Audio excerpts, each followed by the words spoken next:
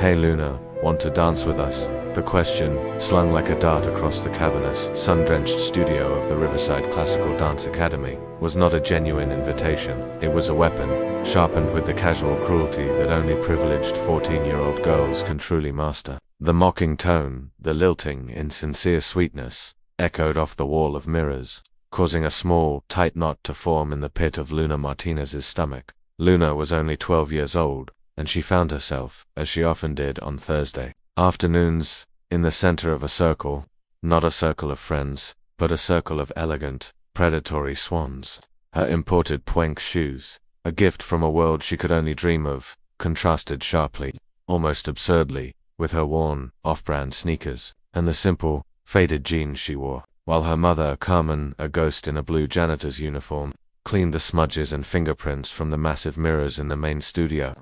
Luna would wait for the end of the day, sitting quietly in the corner, a small, still point in a world of constant, graceful motion. The prestigious academy was a world apart, a gilded cage of discipline and beauty. It was a place where the daughters of businessmen, of judges, of renowned surgeons, glided across the polished, waxed floor as if they had been born with wings on their feet. Their lives were a seamless tapestry of private lessons, of summer intensives in Europe, of custom-made leotards and whispered conversations about auditions for the New York City Ballet. Luna, with her soft, rounded frame that refused to conform to the lean, angular ideal of a ballerina, with her dark, expressive eyes and her skin the color of warm, rich earth, was an anomaly. She was, for the most part, invisible. She was just the daughter of the cleaning lady, a piece of the background scenery, until Sophia, the girl who had thrown the verbal dart, decided to make her the afternoon's entertainment. "Come on, don't be shy," insisted Madison, the unofficial and undisputed queen of the group. At 14, Madison was a prodigy, a local legend. She had already won 3 first-place trophies in the state competitions, and her future, everyone agreed, was a glittering path leading straight to the main stage of the American Ballet Theater. She was tall, blonde, and possessed a technical perfection that was both breathtaking and, at times, chillingly devoid of any real emotion. "I bet you know all the steps," Madison continued, her voice a silken, dangerous purr from watching us so much. The other girls, a flock of identically styled acolytes, laughed. Their perfect, slicked-back buns, not a single hair out of place, bounced in unison as they formed a tighter, more menacing semicircle around Luna. It was Thursday.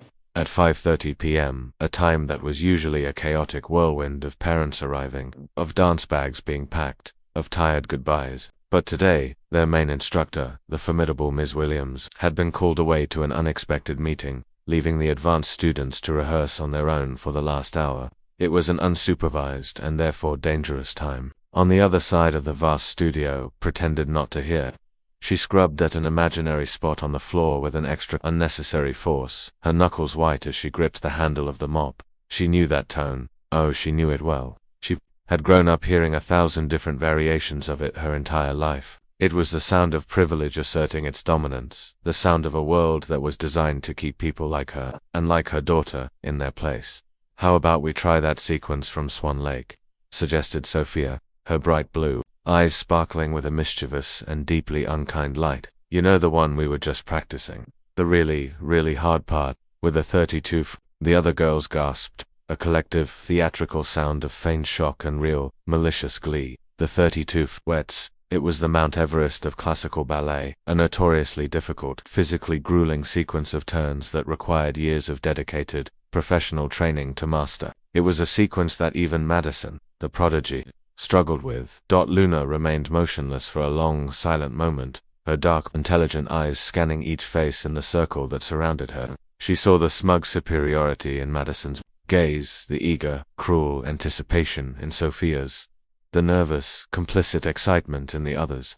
There was something in that look, a profound, unshakable calmness that did not belong to a 12-year-old girl who was about to be publicly and brutally humiliated. "Okay," she replied, her voice a simple, quiet, and utterly unexpected note of acceptance. She rose from her chair, her movements slow and deliberate. What none of those privileged, pampered girls could have possibly imagined, what their small, circumscribed world could not have prepared them for, was that Luna Martinez carried a secret that had been nurtured in the quiet early hours of the morning, in the sacred, shared space of this very studio. A secret that would turn this afternoon of planned, cruel humiliation into something that none of them, not a single one, would ever forget. As her small, sturdy hands adjusted the hem of her plain, gray t-shirt, Luna took a deep, slow breath. Her bare feet, which she had slipped out of her worn sneakers, touched the cool, smooth surface of the studio floor. And in that single, simple moment of contact, something in the very atmosphere of the room seemed to change. The mean, tittering giggles began to subside, replaced by a new, confused silence. As the other girls watched her, they saw the girl's posture, which had been slumped and defensive just a moment before, transform. Her spine straightened, her shoulders relaxed, her head lifted, as if that sturdy, non-ballerina body had suddenly, miraculously, found a new and powerful language. A language that transcended any of their narrow, rigid aesthetic standards. Carmen stopped cleaning. Her eyes, which had been fixed on the floor, widened in a mixture of fear and a fierce, burgeoning pride. She knew that posture. Oh, she knew it well. She had seen it before, in secret. In the deep, dark, quiet hours of the night, when she thought no one else in the world was watching. The surprise on the girls' faces was almost comical. It was a collective, synchronized blinking, a shared, momentary short-circuiting of their expectations. Madison, who was accustomed to being obeyed without question, who was used to her cruelest suggestions being met with either enthusiastic agreement or a fearful, cowed silence, blinked a few times before her mind could fully process the fact that Luna had actually, and calmly, accepted the impossible challenge. Really, Sophia laughed, but there was a new, nervous, uncertain note in her voice now. You're really going to try it? The 32 fouettés girl that takes years, literally years, of professional training to master. I can only do 16 in a row myself, and Ms. Williams says I have the best technique in the entire academy.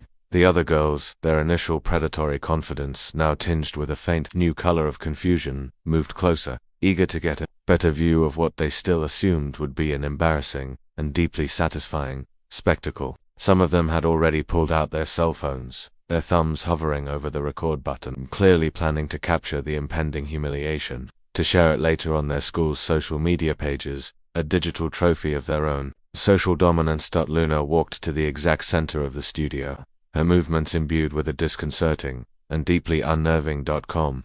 She did not look at the wall of mirrors. She did not seem to be aware of the circle of eyes that were now fixed upon her.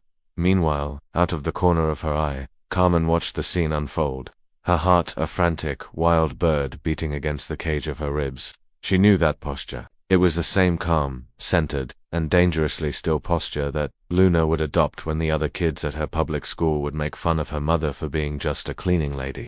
It was the same quiet, unshakable dignity she would summon when the mean, cutting comments about her weight, about her sturdy body, would echo through the school hallways. "Mum, you have to see this," one of the younger girls in the group whispered to another, her finger pressing the record button on her cell phone. "The cleaning lady's daughter thinks she can dance ballet. This is going to be epic." Carmen felt her fist tighten around the damp, rough cloth of the cleaning rag in her hand. But she forced herself to keep working, to keep her head down. She had taught Luna from the time she was a small child, a lesson that had been passed down through the generations of strong, resilient women in her family. Never let them see you break, Mia, never. When they underestimate you, when they try to make you feel small, that is the moment. That is the moment when you show them who you really are.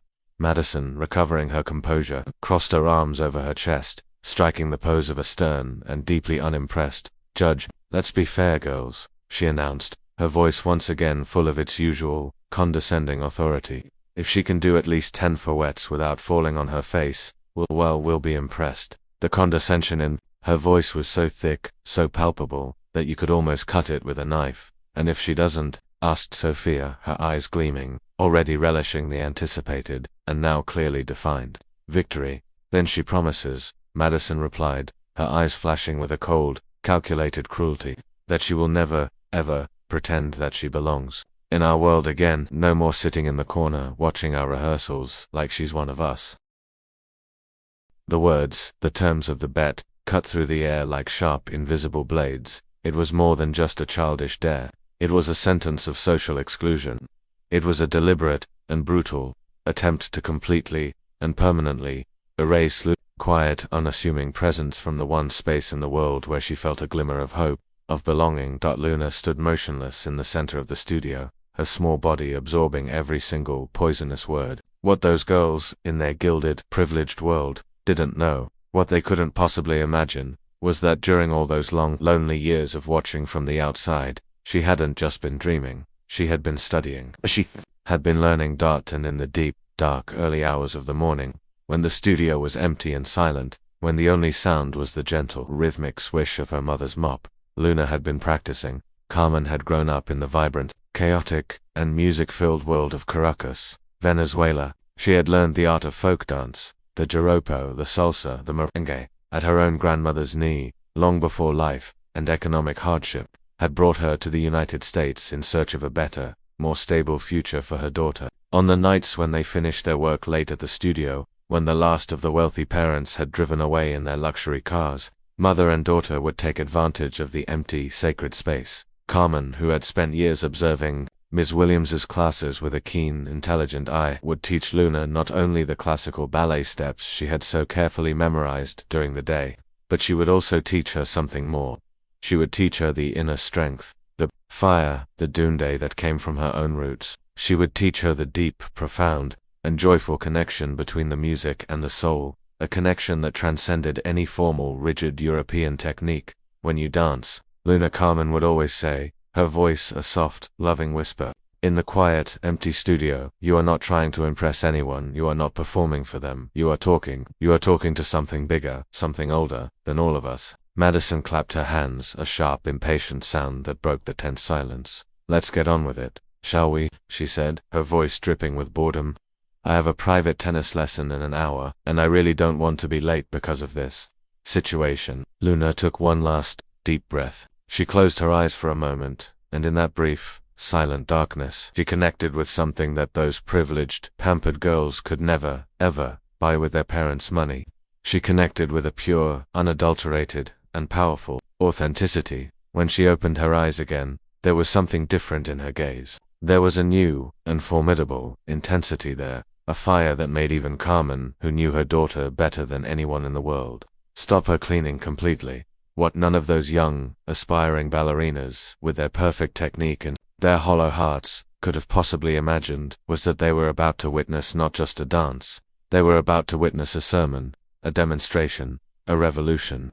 They were about to learn that true, and lasting, talent is not developed in expensive, private classes or imperfectly equipped state-of-the-art studios. It is born from the deep, desperate, and beautiful need to express a soul that refuses, with every fiber of its being, to be silenced. Even when the whole world is trying to stifle its voice, the silence in the studio was now so profound, so absolute, that it was almost suffocating. Luna closed her eyes, and for a long, silent moment, she was transported back to those special, sacred, early mornings she had shared with her mother. It was in those quiet, intimate, pre-dawn moments, when only mother and daughter occupied the vast, empty space of the dance studio, that the real, and secret, magic had happened. Carmen, her mother, had grown up in the vibrant, sun-drenched, and music-filled world of Caracas. Her own grandmother, Mercedes, had been a renowned, and deeply respected, Venezuelan folk dancer, a woman whose movements were said to be able to tell stories, to heal hearts, to make the very earth tremble. Before economic hardship, before the political turmoil that had forced their family to immigrate to the United States, Carmen had absorbed not only the traditional, complex movements of her country's dancers, but also the deep, spiritual philosophy that lay behind them. Dance does not come from the muscles, Mia, her grandmother, would always say, her voice a low, musical rumble. It comes from the heart, and it flows down, through the soul, to the feet. For 3 long dedicated years, on the nights when they finished their cleaning duties late, when the last of the wealthy, chattering students had been whisked away in their parents' luxury SUVs, Carmen had transformed the main studio of the Riverside Classical Dance Academy into a private, secret school for her daughter. She did not just teach Luna the cold, precise, classical ballet technique she had so carefully, so intelligently, observed during the day. She taught her a unique, powerful, and beautiful fusion. A fusion that combined the elegant, ethereal technique of European ballet with the grounded, expressive, and passionate Latin force that ran like a river through her own veins.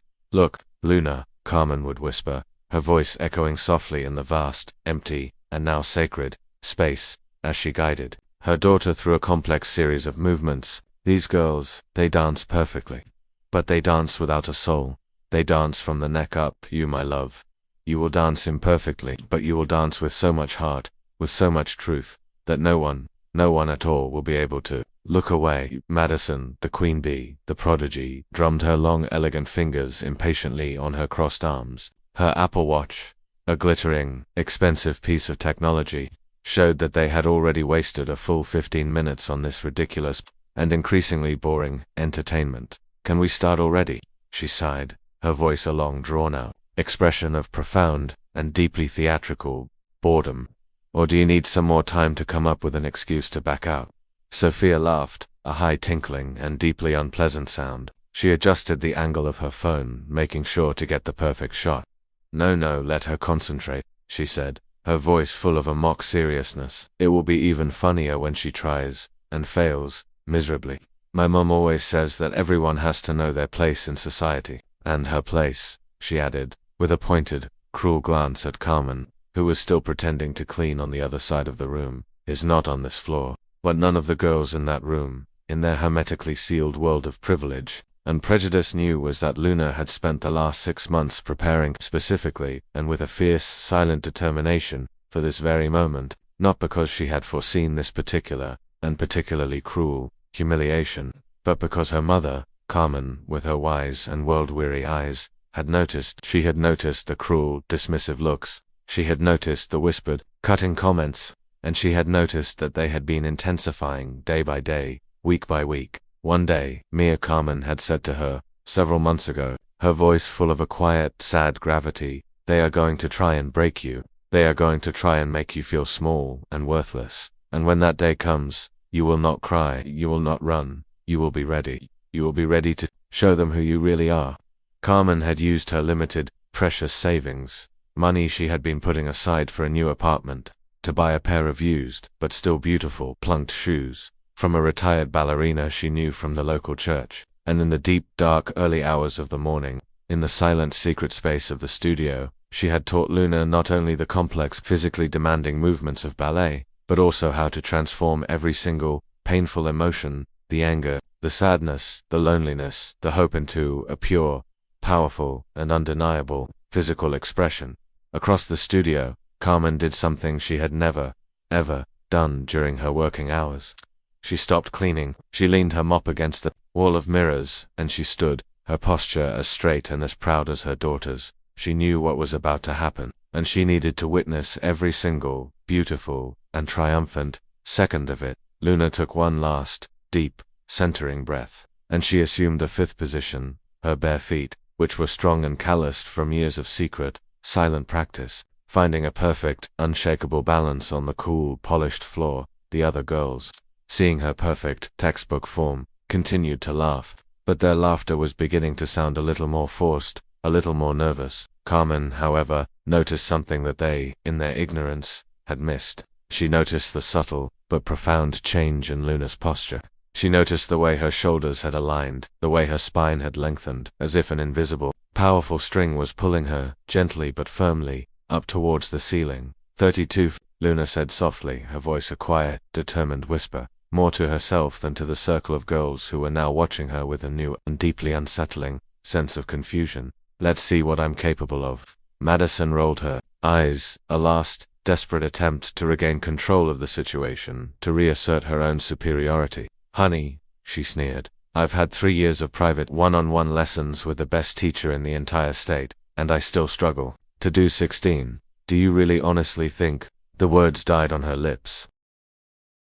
Because Luna had just executed her first fouette, it was not perfect, not by the rigid, unforgiving standards of classical academic ballet, but there was something else there, something far more mesmerizing, far more powerful. There was a raw, untamed energy in the way she controlled the movement, a sense of profound, emotional storytelling, as if each turn, each whip of her leg, carried a story, an emotion, that transcended any mere and sterile technique. Her arms, which were supposed to be held with an ethereal, bird-like delicacy, did not move that way. They moved with an expressive, almost primal strength, a strength that held the eye, that commanded the attention of everyone in the room. The second fouette, the third, the fourth, Sophia's mocking, cruel smile began to falter, to crumble at the edges. On the small, glowing screen of her phone, she could see that something extraordinary, something impossible, was happening, but her mind, her prejudiced, limited, and now completely bewildered mind refused to fully process it. Carmen felt the hot, proud tears begin to well up in her eyes. She recognized every single, beautiful movement.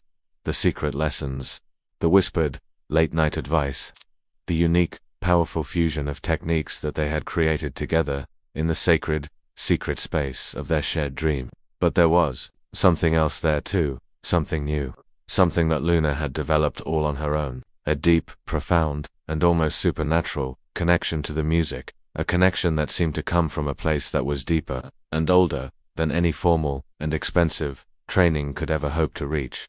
The 10th fouette, the 11th, the 12th. The giggles, the whispers, the smirks, had now ceased completely. Madison, the queen, the prodigy, slowly, unconsciously, lowered her arms. Her arrogant, confident smile had been completely wiped from her face, replaced by an expression of growing and deeply unsettling confusion. It had taken her 2 long, grueling, and frustrating years to be able to do 12 consecutive fouettes with the proper and approved technique. Luna kept spinning, and with each new, powerful, and emotionally resonant movement, it became clearer and clearer to everyone in that room that this was not luck, this was not a fluke, this was not a chance occurrence, this was the result of a profound and almost terrifying preparation, of a deep and unwavering dedication, and of a raw, natural, and undeniable talent that had been carefully and lovingly cultivated, far away from the prying and judging eyes of the world. When Luna executed her 20th fouette, something fundamental, something profound, changed in the very air of the studio. Even the most resistant, most prejudiced of the girls in that room began to realize that they were witnessing something special, something important. It wasn't just technique. It was pure, unadulterated, and breathtaking art. Art that was being born, in that very moment, from a young and deeply resilient soul's desperate and beautiful need to express itself, despite all the barriers, all the obstacles that the world had so cruelly and so thoughtlessly placed in its path. Carmen finally and truly understood. She understood that all those long, hard months of secret pre-dawn preparation hadn't just been about teaching her daughter how to dance. They had been about teaching a 12-year-old girl that she had the right, the absolute, inalienable right, to take up any space she chose, to dream any dream she dared, and to never, ever let anyone else define her limits, based on their own, small, and deeply impoverished, prejudices and privileges. The 25th fouette, the 26th, the 27th, and it was when Luna, her face now a mask of pure, focused and joyful concentration, passed the 34th mark, that it became clear, to everyone present, that this was not just a demonstration of a surprising and impressive technical skill. It was a silent but incredibly powerful statement, a declaration, a sermon preached in the universal and undeniable language of the body, a sermon that declared, with every single beautiful and defiant turn, that true and lasting talent knows no social, no economic, and no ethnic barriers, and that sometimes the greatest, most profound strength is born in the very same places where the world expects to find only weakness. 32 fouettes, 33:30-4. Luna continued to spin, her movements now imbued with a precision, a power, a grace, that seemed to defy all logic, all reason. Madison, the queen, the undisputed star of the academy, felt her own legs, the legs of a trained, elite athlete, begin to weaken beneath her.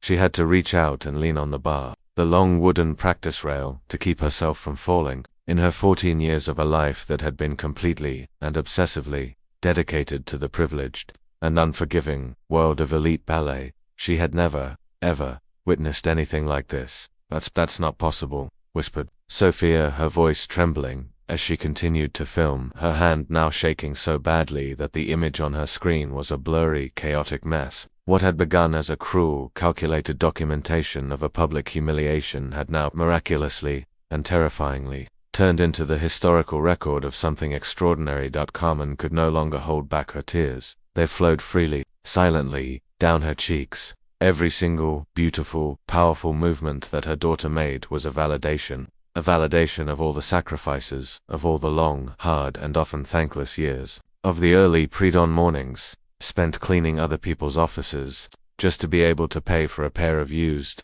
second-hand ballet shoes, of the sleepless, exhausted nights, spent teaching her daughter the techniques that she herself had learned only by watching, for years, from the sidelines, of the entire, long weekends, spent practicing, in silence, in their tiny, cramped apartment, so as not to disturb the neighbors. The 40th fouette, the 41st, the 42nd, one of the youngest girls in the group, a small, timid girl, who had been one of the most enthusiastic participants in the initial mockery, began to cry, silently, not out of mockery, not out of spite, but out of something else entirely, something she couldn't yet name.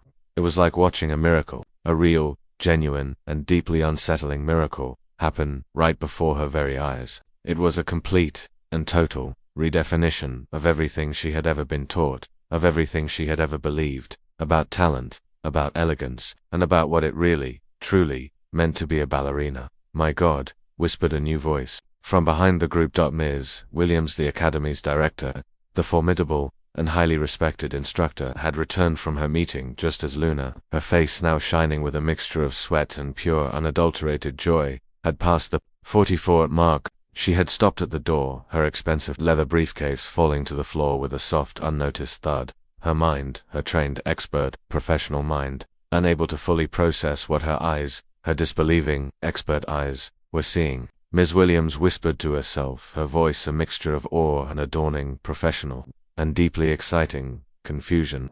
"How does a 12-year-old girl, a girl I have never even seen in a class, do 45 consecutive, and technically, perfect, fouette?" She was recognizing not only the impressive, almost superhuman, technique, but something deeper, something more profound, a connection to the music, a sense of pure, uninhibited, and joyful expression that transcended any formal and expensive training she had ever known. Luna finally, and gracefully, stopped on the 45th fouette, not because she was exhausted, but because she felt, with a quiet, profound, and deeply satisfying certainty, that she had made her point. Her bare feet found the floor with a final, soft, and yet somehow definitive, grace, a movement that echoed through the nascent and completely transformed studio like a final and triumphant exclamation point.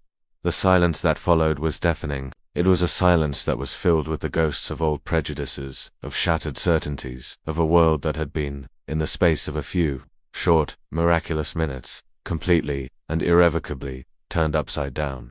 Madison was the first to break it. Her hands, the hands of a trained elite athlete, were shaken visibly. "How," she stammered, her voice now small and vulnerable, and full of a new and deeply unfamiliar humility. Where did you learn to do that?" "I've been taking classes for 8 years, with the best teachers in the entire state, and I've never, ever made it past 16 fouettes." 45 fouettes, repeated one of the other girls, her voice a whisper of pure, unadulterated awe, as if she needed to say the words out loud, just to be able to believe them. "I've never seen anyone do 45 fouettes in a row, not even in the professional videos." From the American Ballet Theatre, Sophia was still holding her phone, but her hands were shaking so badly that the image on the screen was a complete and useless blur. The video, the cruel, ugly trophy she had planned to use to humiliate Luna on social media, was now, she knew, evidence of something else entirely. Something that would change everything, not just for Luna, but for all of them. "Luna, Ms. Williams's voice cut through the stunned, disbelieving silence, her tone now laden with a new and profound reverence, a reverence she had never, ever directed at a 12-year-old before. "We need to talk now. What you just did. That's not normal, that's exceptional." Carmen, her own face, now a mask of pure, unadulterated, and joyful pride, quickly dried her eyes and approached her daughter, her arms wrapped around the small, sturdy shoulders that had just, in the space of a few short minutes, carried the entire crushing weight of years of prejudice, of poverty, of underestimation. "Estoy tan orgullosa de ti, mía," she whispered in Spanish, her voice breaking with an emotion so profound it was almost painful. "I am so proud of you, my daughter. Tu bisabuela, Mercedes, estaría tan orgullosa. Your great-grandmother, Mercedes, would be so proud." Madison looked around the room, her eyes wide with a new and deeply unsettling confusion, as if she were waiting for someone, anyone, to explain how her entire, carefully constructed, and deeply predictable reality had been so completely, so utterly, turned upside down. In a matter of a few, short, and miraculous minutes. Her world of privilege, of superiority, of a clear and comforting social hierarchy, had crumbled into dust before a small, quiet, and deeply powerful girl they had all considered to be their inferior. I need to sit down, one of the other girls murmured, sliding down the wall to the floor, her own legs suddenly weak. Did that really just happen? Did she really just do 45 perfect fouettés? It wasn't just the fouettés, said Ms. Williams, her voice now full of a new and deeply exciting, professional energy, as she approached Luna slowly, as if she were approaching a rare, and beautiful, and easily startled, wild animal. It was the expression, the musicality, the stage presence. Luna, she asked, her voice now a gentle, respectful, and deeply curious whisper, how many years have you been studying ballet? Formally. Luna smiled, a small, quiet, and deeply beautiful smile, her eyes meeting her mother's across the now silent and completely transformed room. I've never studied formally, Ms. Williams, not a single day, but my mother has been teaching me for 3 years. She learned from my great-grandmother, who was a principal dancer at the Teresa Carrego Theater in Caracas. The impact of this final, and most profound, revelation was like a bomb, a beautiful, and deeply humbling bomb, in the center of the studio. All of those girls, with their expensive $200 an hour private lessons, with their European credentialed and highly sought-after teachers, had just been completely and utterly outdone by a small, quiet, and deeply powerful child who had learned the art of dance in the deep, dark and secret hours of the morning from a cleaning lady who had never, not once, set foot in a formal and expensive ballet school. Your phone, Luna said calmly, her voice a quiet and yet somehow commanding sound, as she held out her hand to Sophia.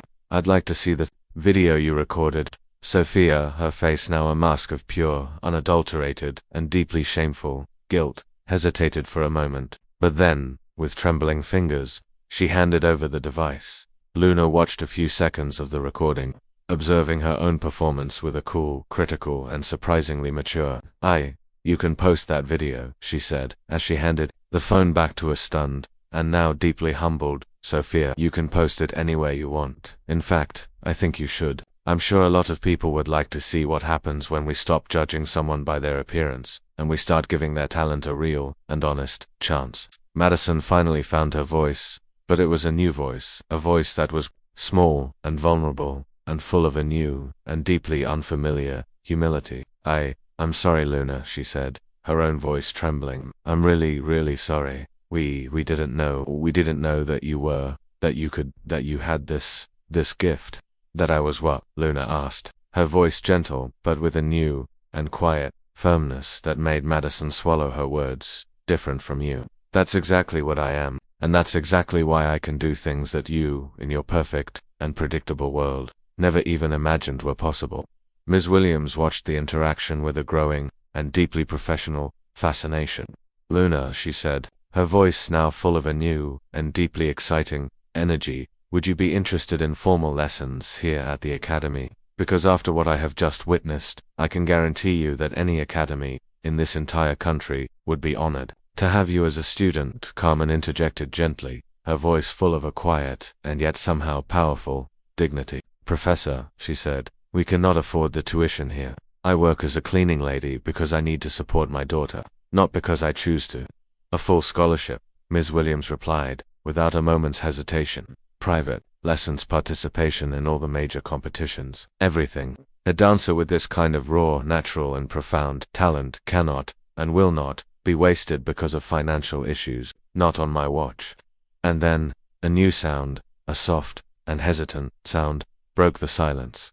It was the sound of applause. It began softly, coming from Madison herself. She was clapping, slowly, rhythmically, the tears now streaming down her own, perfectly made-up cheeks. In all my years of dancing, she said, her voice choked with a new and deeply humbling emotion, I have never, ever witnessed such an impressive and such a beautiful display of raw and honest talent. Luna, you are amazing. And One by one, the other girls, the other swans, the other predators, began to clap as well.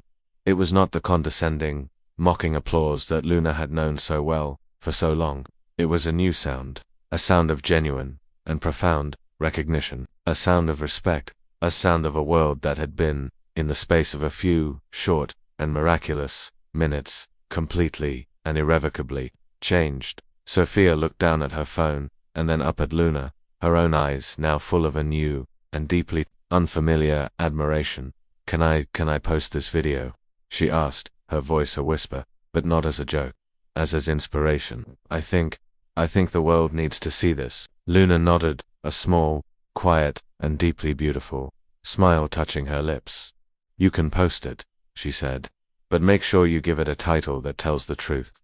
That real talent has no color, no social class, and it definitely can't be bought with an expensive tuition." But Luna knew, with a quiet and deeply satisfying certainty, that this afternoon represented more than just a simple and surprising demonstration of a technical skill. As the words of admiration, of apology, of respect, filled the net and now sacred space of the studio, she could feel that something fundamental, something profound, had changed. Not just in the way that those girls, those privileged and now deeply humbled girls, saw her, but in the way that she saw herself, and in the way that she saw her own and rightful place in the vast and often cruel, and now suddenly and beautifully wide-open world of classical dance, proving that sometimes the greatest and most profound revolution begins with a single and defiant dance step, performed by someone the world had completely and foolishly underestimated.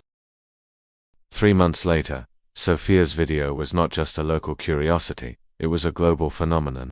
It had been viewed over 15 million times. The title she had chosen, a simple, powerful, and deeply resonant statement of truth, 12-year, proves real talent has no color or class, had made Luna Martinez the youngest and most talked about ballerina in the entire country.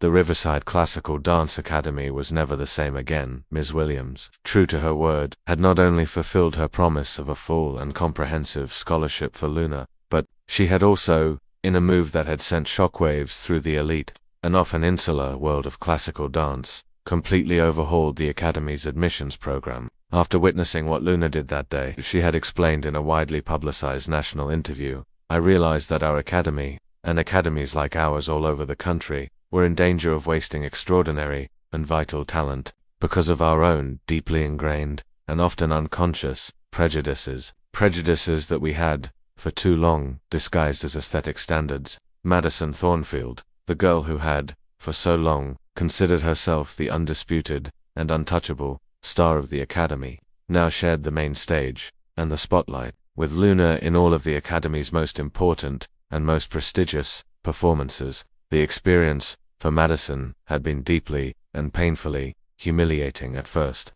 but it had also been, in the long run, profoundly and beautifully transformative. "Luna taught me that being the best doesn't mean being perfect, according to some old and outdated set of standards," Madison had confessed, with a new and hard-won humility, on her personal blog, a blog that was now dedicated to promoting and celebrating diversity in the world of dance. "It means being authentic, it means being true, and it means connecting with something that is bigger and more important than just technique." Sophia, the girl who had once been so eager to document Luna's humiliation, had now become one of her biggest and most vocal supporters. She used her own considerable social media platform to promote and to celebrate other young, unconventional, and often overlooked talent. The video, the one that had begun as a cruel and ugly attempt at a public shaming, was now being used in dance schools and in community centers all across the country as a powerful and deeply inspiring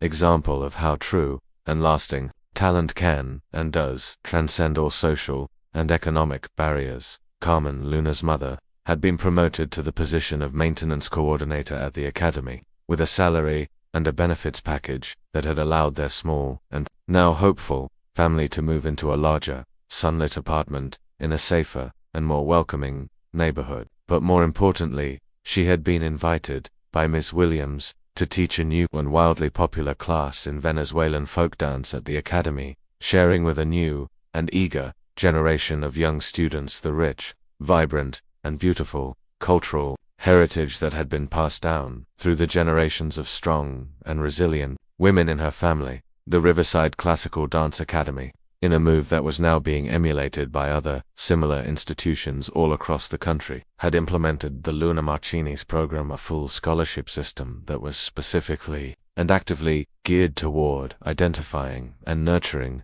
young people from marginalized and often overlooked communities, young people who possessed a raw and undeniable talent and a deep and abiding passion for the art of dance. Luna, despite her young age, had become an official and deeply committed mentor for the program, helping other young children who, like her, had been for too long underestimated and undervalued by society. In less than a year, Luna had won 3 national junior competitions, not just for the impeccable and now highly polished technique she had developed under Ms. Williams's expert and loving tutelage, but for the magnetic and deeply emotional stage presence that transformed each and every one of her performances into a unique and unforgettable emotional experience. Dance critics, from New York to San Francisco, began to talk about a new and exciting school of classical ballet, a school that combined a flawless and breathtaking technical perfection with a deep and profound emotional authenticity. Luna's story, the story of the cleaning lady's daughter who had, in a single and defiant dance, turned the world of classical ballet on its head, eventually reached the ears of the directors at the prestigious American Ballet Theatre in New York, and they, like everyone else who had seen the No Legendary video, were captivated. They offered her a coveted position in their exclusive and highly sought-after young talent program. Carmen and Luna visited New York, a city that had once seemed as distant and as unattainable as the moon, and there Luna had the opportunity to meet and to dance with some of the world's greatest principal dancers, many of whom, she was surprised and heartened to discover, shared their own similar stories of overcoming adversity, of fighting against a systemic and often soul-crushing prejudice. During an interview with Dance Magazine, the industry's most respected and most influential publication, Luna was asked how she dealt with the immense and often overwhelming pressure of being a symbol of change, in the often rigid and tradition-bound world of classical dance. "I don't dance to prove anything to anyone," she had replied, with a quiet and profound maturity that surprised and deeply impressed everyone. "I dance because it's who I am, it's how I breathe, it's how I live, and if my dancing inspires other people, other young girls who look like me, who come from places like I do, to pursue their own dreams, then my dancing has an even greater and more beautiful purpose." But the most significant and most lasting transformation of all had taken place at the academy itself. The environment, which had once been dominated by a toxic and often crushing competitiveness and a cruel and unforgiving social exclusion, had now become a space of collaboration, of celebration, of a new and beautiful diversity. Girls from all different backgrounds, with all different body types, with all different styles, now danced together, each of them bringing her own unique and powerful authenticity to the art that they all loved. Carmen would often watch Luna's classes, her eyes filled with tears, remembering the words of her own grandmother, Mercedes, all those years ago, in a sun-drenched and now long-lost courtyard in Caracas. "La danza es el lenguaje del alma, mija. Y cuando el alma habla, todo el mundo escucha." Dance is the language of the soul, my daughter, and when the soul speaks, the whole world listens.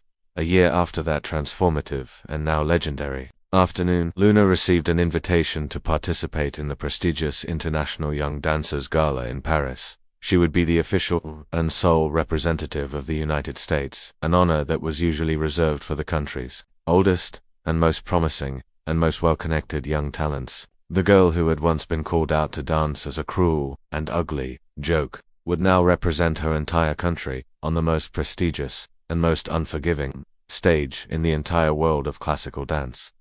The night before her trip to Paris, Luna returned to the studio where it had all begun, alone, in the vast, and now sacred, space that had once witnessed her deepest, and most painful, humiliation. She danced one last time before her big, and life-altering performance. It was not the 45 fouettés she was performing now. It was a free, and joyful, and beautiful dance. A silent, and powerful conversation with all the other girls, all the other different butterflies, who, like her, were still dreaming of proving that they belonged, but they had a right to be in the places where others had told them they had no place. Luna Martinez's story had proven that true and lasting talent knows no color, no social class, and no narrow and impoverished aesthetic standards imposed by a fearful, and often cruel, society. But more importantly, it had shown that when we face prejudice, when we face injustice, with dignity, with authenticity, and with a quiet and unshakable preparation, we do not just win. We transform the world around us. We create new and more beautiful and more welcoming spaces where others, just like us, can now dream bigger and fly higher than we ever, in our wildest and most hopeful dreams, thought possible.